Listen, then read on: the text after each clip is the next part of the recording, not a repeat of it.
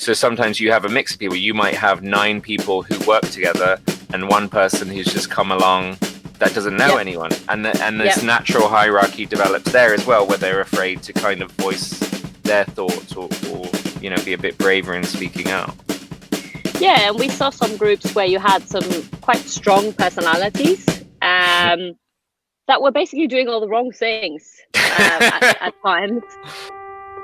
You're listening to Simon Scriver's Amazingly Ultimate Fundraising Superstar podcast, talking all things fundraising, charities, nonprofits, and more.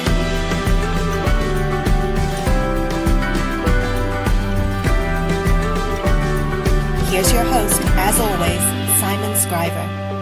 Hello and welcome to another episode. As I mentioned in the last episode, we are kind of in the midst or at the end or thereabouts of conference season. And I'm just back from a whole bunch of conferences, speaking and presenting workshops and running seminars and doing everything we do at conferences.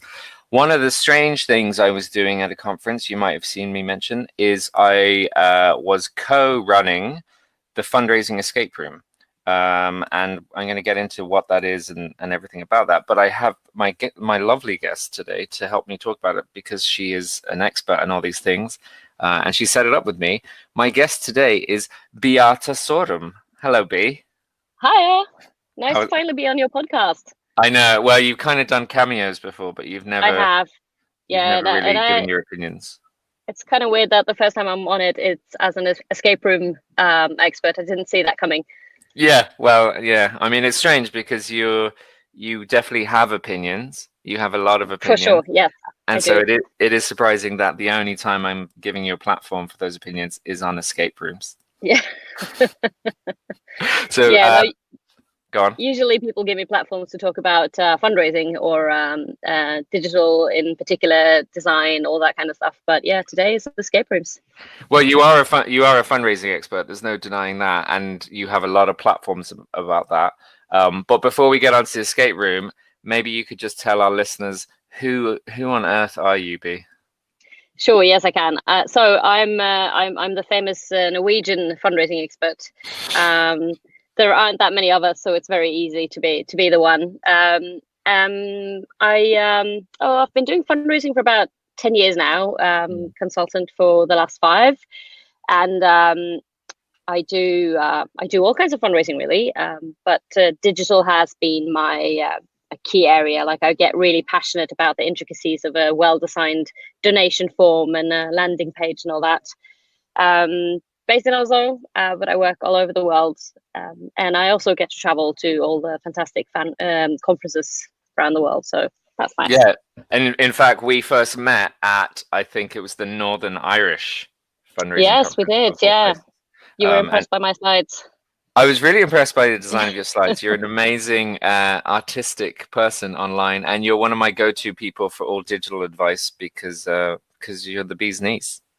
Oh, thank you. That's nice. So one of the things we do together before we get onto the meat of the topic is we've run a couple retreats in the Norwegian mountain, all around fundraising, and I'm going to park that. But it plays an important role because it was on the train back from it that you and I started talking about escape rooms. Yeah, so this was we had 4.5 hours going through basically woods and nothingness on a train. So you get your creative juices flowing, and I think this was a time period where you were particularly obsessed by escape rooms, having never done one before. Which, but with us being on a fundraising retreat, we wandered onto the surprisingly successful topic of fundraising escape rooms, and so we came up with it, and we had a lot of fun. I remember on that train trip coming up with all the different possible tasks that we could put in an escape room. It was just like a massive brain dump for us, and it was really. I mean, the possibilities were kind of limitless, but the framework we were working in was an escape room with a fundraising theme. It was made for fundraisers. It was made for nonprofits. So for people listening who maybe don't even know what an escape room is, how would you explain an escape room? And then how would you explain a fundraising escape room? Well, traditionally, you get to a location, there's some kind of story, you know, you might be, the one that we did together in Amsterdam last year was themed around like a fake Charlie and the Chocolate Factory theme, where you go locked in a room, you're told some kind of story of why you're in a hurry. So for us, it was those grandparents were coming back or something, and we were in their apartment looking for the golden ticket, trying to steal it. And you get like a series of clues and puzzles that you have to solve in order to sort of get out of the room physically, because you're basically locked in a traditional one. For our fundraising escape room, we haven't actually locked anyone in yet, although we did toy with the idea of seeing if we could remove all the door handles, and decided it would probably be a bit too much of a fire hazard. But for us, it's the end goal is raising enough money not to be fired. So our particular fundraising escape room is, the premise is you're in an office, you have a shitty boss, and he has said you have 1 hour or 45 minutes or whatever to find 20,000 euros, which is in the room. But he's made it really difficult by locking it all up, and there's all clues around, and someone's trying to help you and all that kind of stuff. Yeah, so our mean new boss, Nigel St. Nige, has come in, and he's demanded that you raise 20,000 euros or you will get fired. But fortunately, he has already fired another fundraiser who has left clues around, and he might have left some letters, and he wants to help the current team not be fired. People really struggle to get their heads around it until they do it, and I think you and I were the same. Before we did our first one, we were like so intrigued and excited by it, but we were like, what the fuck is this? And then when we did it, if you remember, we started off, and it took us like, because it was me, you, John Lepp, Jen Love, and Nikki Bell. It took us like 20 minutes to solve the first puzzle. We just could not, we didn't understand what kind of thing you were looking for. Yeah, because you overcomplicate things with an escape room. Oftentimes, like for what you just mentioned, we were physically locked to a bed with handcuffs, which I don't know. It's Amsterdam. I don't know. Yes, being locked to a bed with 5 of your closest friends. That's nice. What we had to do was find a key, but we were trying to like pull stuff off the walls and sort of see if there was some kind of magic combination that was let us out of there. But really what we had to do was grab a stick and reach for the key that was just beyond reach. So, Well, the other thing we had to do, I think it was even before that, if you remember, was we needed a 3-digit combination, and it was the shelves were in the shape of digits. So there was like a shelf in the shape of a 3, a shelf in the shape of a 0, shelf in the shape of 5, whatever. And none of us saw it because you get that tunnel vision. Yeah. You don't see the things that are straight in front of your face. Yes. Because of the pressure of the environment. You just don't take the time to like look at the things that are right in front of your face. Absolutely. And that was one of many I would say lessons you and I had, and that really became the point of it. And this is why, you know, a big chunk of why we developed it, and we realized that it's a great team building exercise for fundraisers, for nonprofit staff, because essentially when you and I ran it, I mean, we ran it last week at IFC in Holland. When we ran it, me and you were basically just sitting there looking at a team fall apart or looking at a team come together. Yes, absolutely. That's a brilliant description of it. It was so much fun, like watching how different people approach this process of problem solving, which it really should be. But you get just by putting that sort of artificial time constraint on it, saying you have 45 minutes or you're fired, that putting that pressure on just gives people incredible tunnel vision. And just one example, you know, in our escape room that fits in a suitcase that we bring to just some regular office space, we have some things that are hidden away, and they are obviously not all going to be, you know, within your normal eye level. Some things are going to be hidden in a low place, some things are going to be hidden in a high place, but they're mostly hidden in quite in plain sight if you just look for it. But because of that tunnel vision that sets in when the pressure is added, people just don't see it, which I found to be quite quite interesting. And I think that has a strong parallel to how a team performs when there is some pressure in their actual work life as well. Yeah, and I mean, obviously, we have to be careful about spoilers in here. Yeah. But one of the things you're referring to is whenever we put something on the ceiling, yeah, or whenever we put something underneath, especially the ceiling, it just took so long for anyone in the room to find it. Nobody looked up. Yeah. Well, that's what I was trying to do without adding the spoiler that you just did. We can't put anything on the ceiling anymore now. No, we can. We definitely can, because I still think, well, firstly, most people don't listen to this podcast, but also I still think when you get into that pressure zone, yeah. you forget these things. You got because everyone in the room is smart. Everyone is, almost everyone is smart. Everyone's rational. Yeah. But it's just suddenly you're in an environment which does something to your brain, and it stops you looking around. If you had time, if you were relaxed, maybe if it was just you would look up, you would look around. Yeah, and so I mean, the way that our escape room was laid out now at the IFC, there were a couple of pieces of a puzzle, and you could sort of immediately see some of the pieces. And to me, I find it like mind-boggling that people then don't go, okay, here are 3 pieces of a puzzle. Yeah. I wonder if there are any more. Let me search the room. Yeah. But they don't. They just they go, we have these 3 pieces. Now let me frantically go do all the other stuff around here. Yeah. Rather than sort of methodically go about, okay, this probably means something. Where can I find the rest of it? Yeah, that was a consistent thing, that it was like here. Why would you not try and complete it? Because as well, the puzzle and other elements in it, they essentially reveal step-by-step instructions, really clearly spelled out instructions of what to do next. So people would not read what was created on that jigsaw puzzle, and if it was incomplete, there would be no kind of thinking, oh, we should complete this because then we could read it. People just frantically kind of ran around and started to, I mean, I don't really know what they were doing.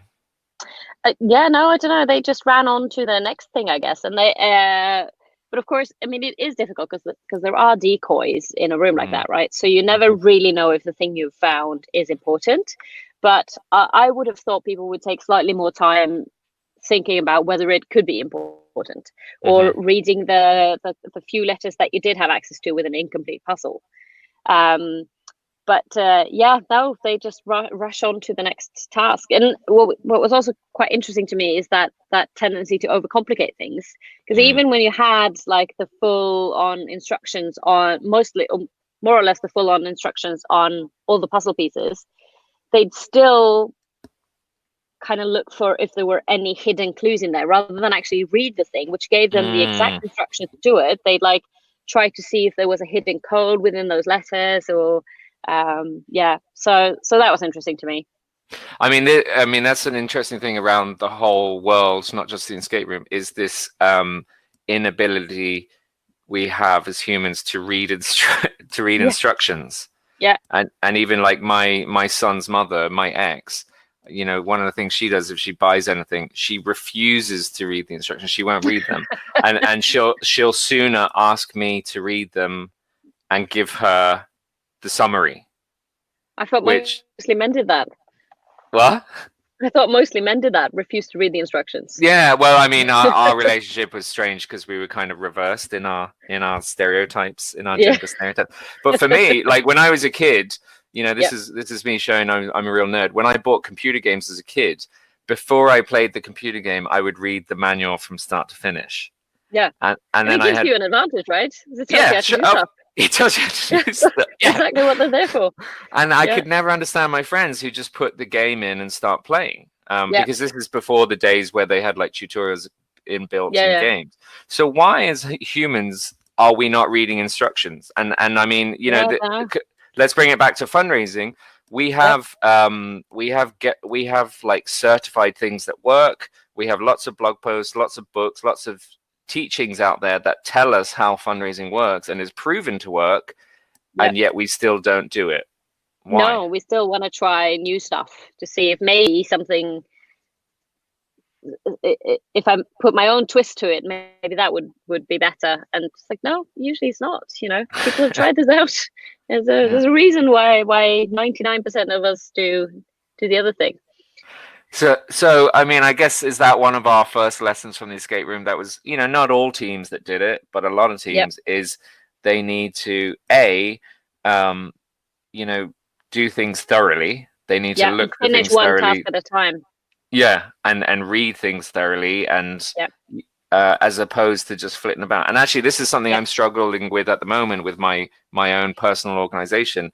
Is I suddenly realize I'm trying to do 5 things at once, or I have 5 tabs open at once, as opposed to doing one to the end. Yeah, I think it also, like, this inability to read the instructions bit has to do with also looking at what is it sometimes our managers are saying to us, because they might say that they want something, and because we're stressed, we just go about doing it rather than taking the time to maybe sit down with them, have a conversation, ask them, why do you want this? What is it you're trying to achieve? So that we can sort of understand, because the thing they might be saying that we should do, we might disagree with it, but we don't take the time to understand what's at the basis of their concern. And if we did that, we could actually talk to them about why we choose to do things differently, because we have the same objective as them. But again, since we're stressed, we basically don't take the time to understand the instructions coming from our managers and just plow ahead with what we know is a lesser solution. Which pisses us off and demotivates us and doesn't help anyone. Yeah, no, exactly. And is that a hierarchy thing? Because this is one of the other things you and I saw in there, is these hierarchies develop in the escape room, or they're brought into the escape room. If you have managers there's obviously a weird dynamic. And actually, because one thing we haven't made clear is, like, there's up to 10 people in the room at a time. So sometimes you have a mix of people. You might have 9 people who work together and one person who's just come along that doesn't know anyone, and this natural hierarchy develops there as well, where they're afraid to kind of voice their thoughts or be a bit braver in speaking out. And we saw some groups where you had some quite strong personalities that were basically doing all the wrong things at times, which was and the rest of the group sort of just goes along with it, rather than create the discomfort of saying, look, I disagree with you. We're kind of primed to just not generate waves on the ocean. We kind of just say, okay, well, fine, let's do it your way. And it's stand up, I guess, is an important one. If you disagree, just say so. Well, which is, it's easy for maybe someone like you who's very strong-willed who has an inability to not say when I disagree. I'm glad you said it. But obviously there's people out there who it's very whether they're introverted or whether they're whatever's going on for them, it's hard to raise your voice in that circumstance. Absolutely. And so what happens is you go down the road of the person with the loudest voice, as opposed to the person that, and there's been a lot of talk about this. I mean, me and Nikki Bell were presenting about this, and one of the things she was talking about was creating a space so that everyone's voice could be heard. So it's almost like what we didn't see in the escape room is I would have loved to see the group go round and say, okay, what do you think? What do you think? What do you think? As opposed to who chimes up the loudest, and everyone else just kind of goes, because we saw people being like, this is stupid, this is wrong, but we're going to do it anyway. Yeah, absolutely. And that's kind of like, I mean, there's one thing, I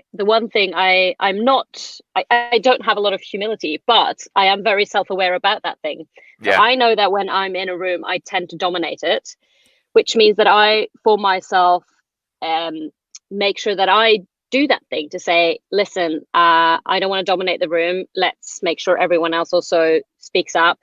And if I'm in a group where other people dominate, I also try to take that role. So I would have liked to see someone else in those groups, sort of, who are not maybe those people demanding the room all the time, but who are also the ones who are not afraid to speak up, or not afraid is the wrong word, but you get what I mean.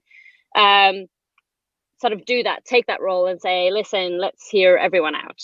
I think that's a good person to have on a team. And I think that's fair, that is a skill you have, is that self-awareness, because there's nothing wrong with being outspoken, and I love you for it, but it is that self-awareness that you do know there's other people in the room that aren't like you. Yeah, absolutely. And I think that's something we saw struggling in the escape room in existing teams, but also new teams, because they just didn't know, is this person not speaking because they have nothing to say, or is this person not speaking because they can't speak out? I mean, one of the funniest and most challenging things is seeing someone in the room saying the correct answer. Yeah. And everyone else in the room is just plowing ahead with something else. But there's someone just kind of muttering to themselves, well, I think the code is 7926. And it's like, that is the code. That is the code. Speak up. Yeah. But they didn't.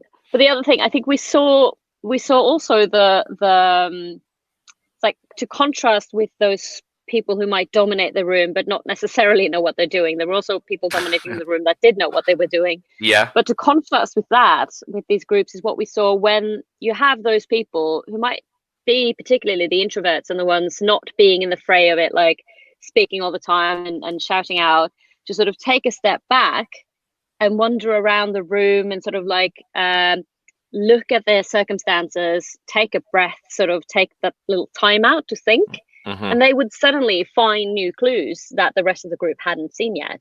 So that was sort of always a good preamble for us to know that, okay, something's going to happen now, is when you saw someone take that step back and start walking around the room. That's funny. Yeah, it's true. And actually, I hadn't really kind of put my finger on it until you said it, but it's like you would see someone step away, almost go into themselves a little bit, and just kind of start to see the cogs whirring in their brain, and they'd look around, and then suddenly they'd find it. And everyone else who was like almost like on a table, just like jumping at each other and trying to scramble through something, they weren't making any progress. So what is that? Is that like a change of scenery, or is it just changing the way your brain works? Or I think it's like, the lesson is to make sure that you do take that time out and give yourself the time to think. So I see this myself now, when we're in Christmas campaign territory, right? Everything is super stressful in order to be able to finish things. But if you don't take that time out, whether that is stepping out of the office, going out for a cup of coffee by yourself, or it's locking yourself away in a room away from your colleagues for a bit, or it's really just taking a home office day even, it's like making sure that we create those spaces to think for ourselves is important. It's lovely. I had a meeting the other day, and just by strange circumstances, it turned into like a walking meeting. So we had like a half-hour walk, and that's how we did the meeting. And it was unbelievable how much ground we covered, metaphorically and physically. But how much ground we covered, and how many ideas came out, and how many actually conclusions we made, as opposed to sitting in a stuffy office. And then you're not distracted by your electronics, that while you're looking at the meeting agenda, you're also quietly checking your emails and doing all kinds of other stuff. So taking a walk, I guess, is the lesson. You and I are very guilty of that, aren't we? Just like 100%. Messaging each other during meetings. What were the other highlights for you during this? Because we saw a lot of like famous characters coming into the escape room, people like Stephen George and Howard Lake. And we saw, we obviously met a lot of new people because we just had this kind of constant flow of people from the conference coming in. Any other highlights that jumped out at you? Well, speaking of Stephen George, I thought it was really funny to watch the consultants in the room, because they just immediately went for the whiteboard and started sort of scribbling there. Like, all right, what do we know? Where are these things? Let's put them together, put it all on the whiteboard, which I don't think, it didn't hurt them, but I also don't think it helped them much. So that was a fun one. Another favorite of mine was we had two groups from the same organization, and the first one was staff led. So it was basically the people who do the work on a day-to-day basis, and they did so well. They came in, they solved all the puzzles, and they finished with less than a minute left on the clock, and it was all super great. And then after them came a group of basically more or less board members and managers. and they just went to town on our escape room. Like, they wrecked everything. They threw chairs and furniture around, and it was all. And I don't think they solved a single actual puzzle, but somehow they still ended up with the money in hand at the end of it. And I still have no idea how they did it, but breaking everything, not doing anything as you're supposed to, and still ending up winning. And if that's a metaphor for the difference between staff and management, I don't know what is. So, well, it was funny because they there's a lot to unpack about that, because they came in and they smashed a lot of shit, and they basically ripped open stuff as opposed to solving the puzzles. And so in their eyes, they won. Yes. Yeah. They won they got the fake 20,000, like the paper 20,000 euros that we had given them. And then there was a real key at the end, that because we were like, you've cheated, you've robbed everything, and that's fine. But do you want to go back and try and do all the puzzles together and see? And they said, or some people on the team said, no, we'll take the cheat win. Yeah. And so half the people didn't want the win. Yeah. But, but the outspoken people wanted the win and wanted to finish. Yep. And so what was interesting about that is they missed, I think they forgot why they're doing it. Yes. Yeah. And they're doing it, A, for entertainment, because you're solving puzzles and it's really satisfying solving the puzzles.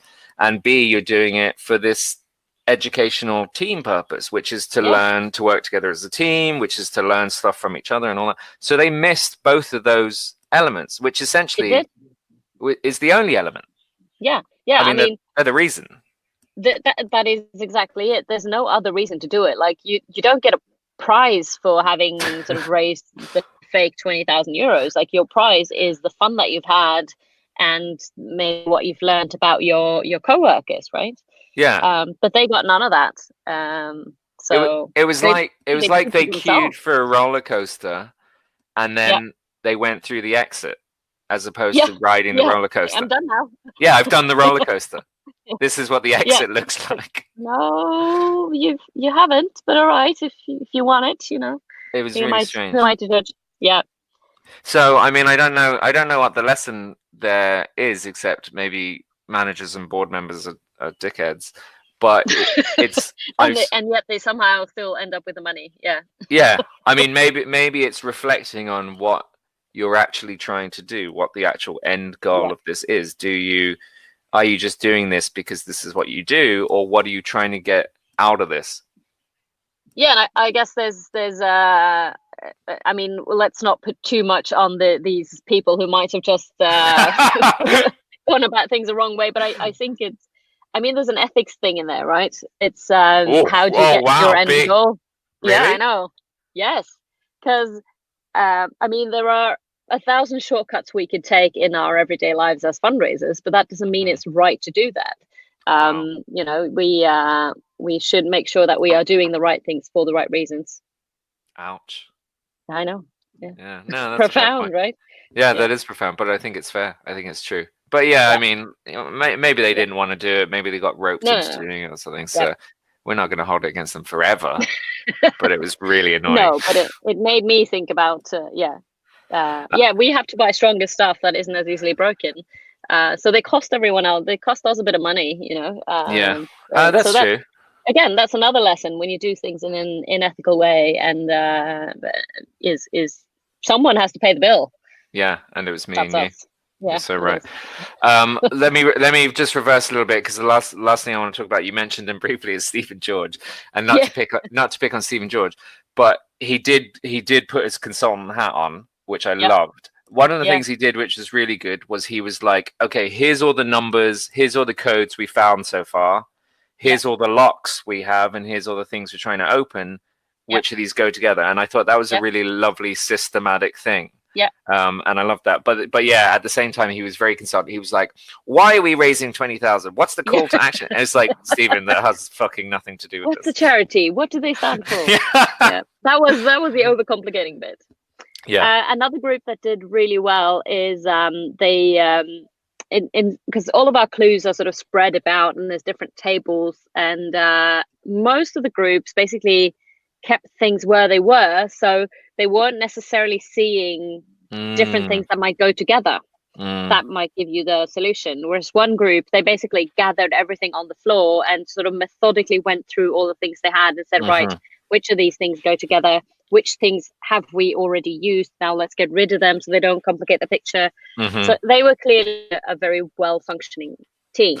They were maybe my favorite group, actually, because a lot of them didn't know each other. We had like, you know, it was made up of like 5 different groups or something, but they were really organized, and they actually, it felt like they all had a voice, and they were all like, you know, kind of talking out loud and communicating.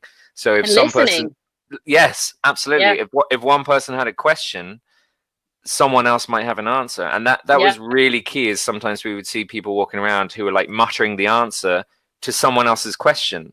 And just neither were talking loud enough for the other person to hear it.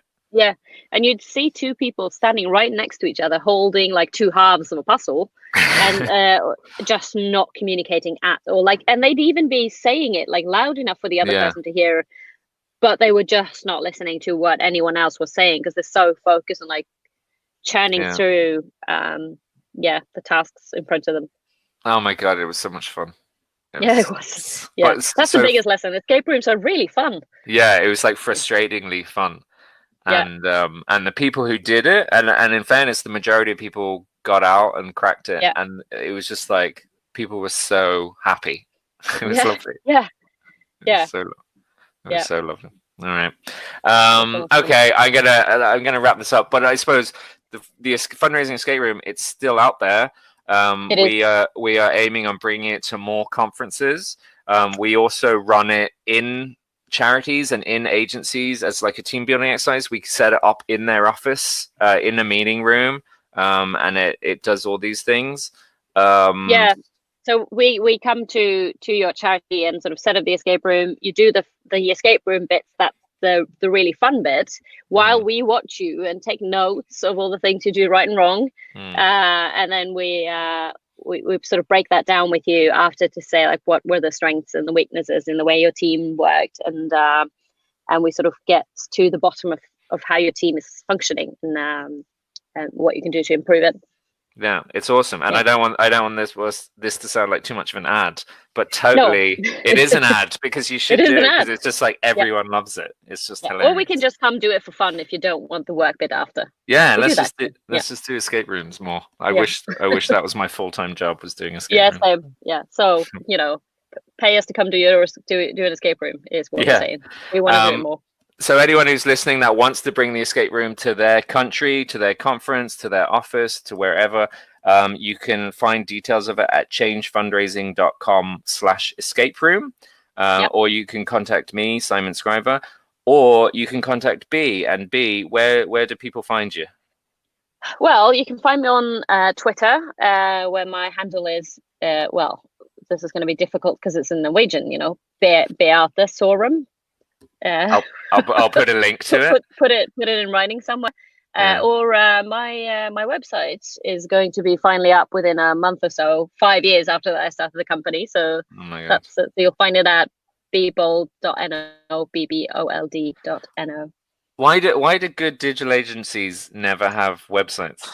It's well, you know, it's that the son of the shoemaker has no shoes kind of thing. Because you want to do it right, and you want it is a phrase. Yeah, it's the only child running around with no shoes on, because you don't get around to doing your own stuff, and and you want to do it right, and so you think about it more than if you were just slapping something up there, and All right. Well, but congratulations now, 5 on years, that. It's taken me. Yeah. All right. In a month. Don't check yet. So you don't just do escape rooms. So let's just make that clear as well. Yeah. You also. I do a lot of conference talks and or workshops, social media workshops, digital fundraising workshops, and I do consulting, obviously, helping out with improving your fundraising, making websites. I do that. Bea does a lot of stuff. She's an excellent speaker. You don't need me to do, because Bea also doesn't do Humble. And so, as it says on her business card, it literally says that on my business card. Yes. But no, you are a great speaker. I always love seeing you speak. So people should get in touch with you after they do the escape room. Yes, absolutely. They should talk to. You know what? That's a good package deal, because Mm-hmm. if you do ask us to come do an escape room, both you and I will also be happy to do other talks as well. So you can get our expertise and our fun. Absolutely. And every conference we've done in Matt so far, we've combined it with running sessions as well. So it's a nice cost-effective way to make your conference different, to make people happy, and just to be awesome. Yes. Great. All right. Okay, Beate. Thank you very much for finally coming on my podcast properly. One day we might get you back on to talk about digital, or let's talk more about escape rooms. Yeah, I can do both. Good, perfect. All right. All right. Thank you very much. I'll talk to you again soon, Beate. Thanks for having me. Bye. Bye. You've been listening to Simon Scriver's Amazingly Ultimate Fundraising Superstar podcast. Don't forget to subscribe and head over to changefundraising.com to learn more or get in touch with Simon. Or don't, whatever. You're big enough to make your own decisions. Hey, this is Simon Scriver. And this is Nikki Bell. We are running a virtual fundraising conference on November 19th. It's called Fundraising Everywhere, and you can find it at fundraisingeverywhere.com. There's some amazing speakers that we've got lined up for you. We've got some names on there that you will be familiar with and some speakers that you may not have heard before, but all of them will be sharing amazing fundraising methods that are proven to work, and they will be teaching us how to do that in our own charities. We've tried to make it really affordable for all organizations, but for small charities, it is completely free. So go look at it at fundraisingeverywhere.com, register now, join us. It will be accessible, it will be affordable, and it is amazing. Yes.